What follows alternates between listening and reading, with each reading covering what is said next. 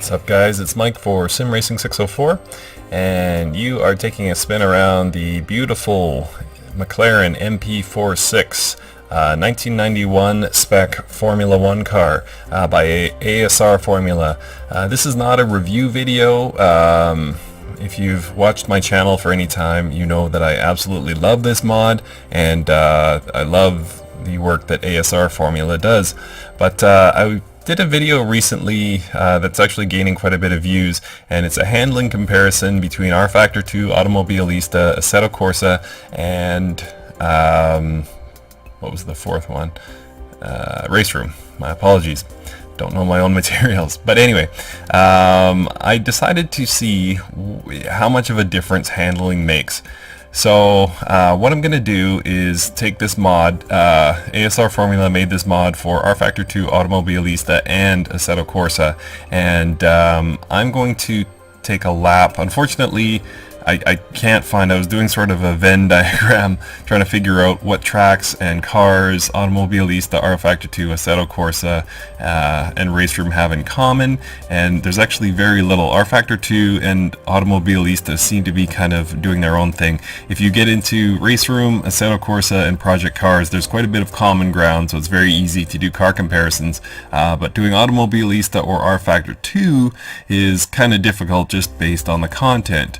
So what I did find is there's an Imola track identical in Assetto Corsa to Automobilista, both actual content. You can get mod tracks for rFactor 2 certainly to bring it a lot closer to Assetto Corsa, but I don't necessarily trust the mod track. I wanted actual official licensed game tracks.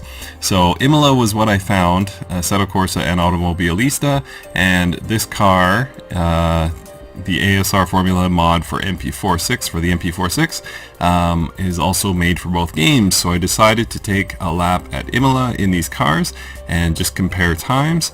So without further ado, let's get out there and see what we can do for time.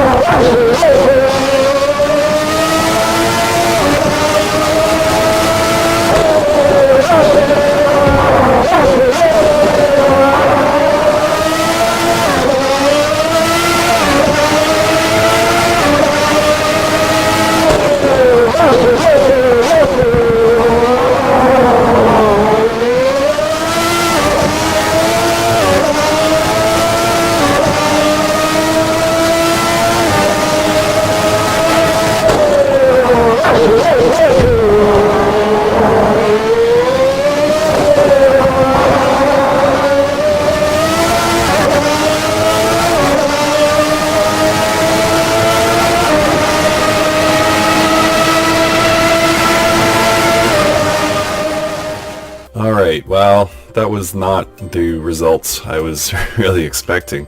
Um, yeah, so you saw in Automobilista, I got down into the 131s, and then in Assetto Corsa, I almost broke into the 126s.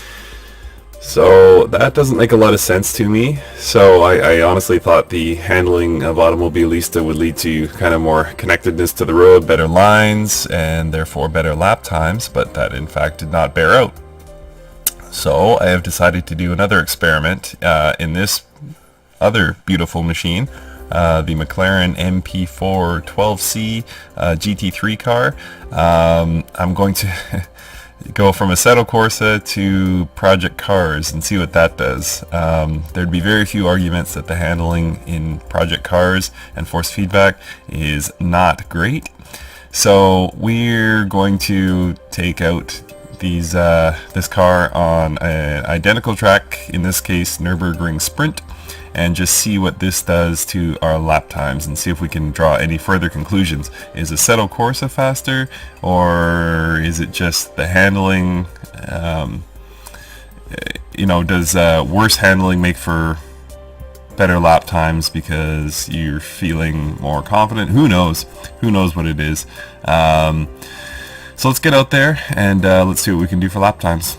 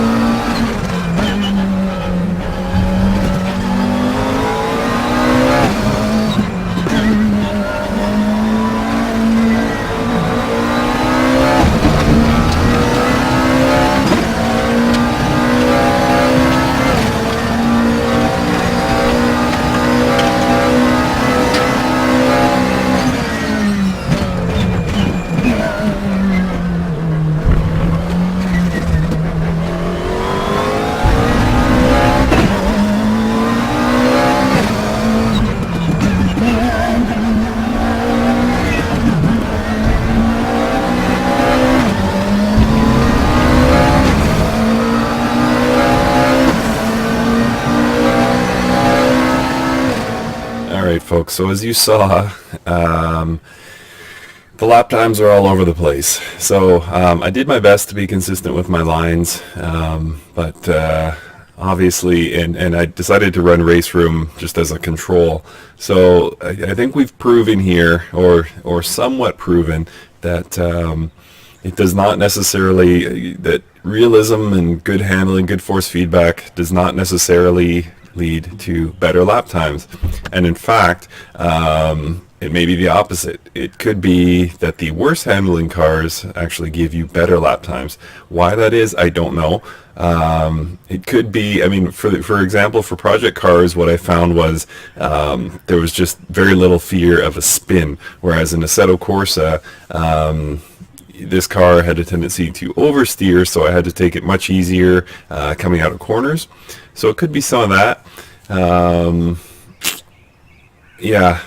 Race Room, also there was, unless you hit a curb or go onto the grass, it is a bit more confidence inspiring in terms of your fear of spinning. Oversteer, that is. So I don't know. I don't really have a conclusion, but I think we can somewhat prove that there's not a direct correlation between realism and excellent force feedback and having a increased or decreased, as it were, overall lap time. It's a very interesting study. I hope you found this interesting as well. Be curious to hear your feedback on this. Do you have a favorite car that translates between games, favorite track, and if so, do you find the same, that kind of the lower down on the scale you go in terms of handling and force feedback, the better your lap times? Anyway, I hope you found this interesting. Thank you for watching. Please hit subscribe, and we'll see you in the next video.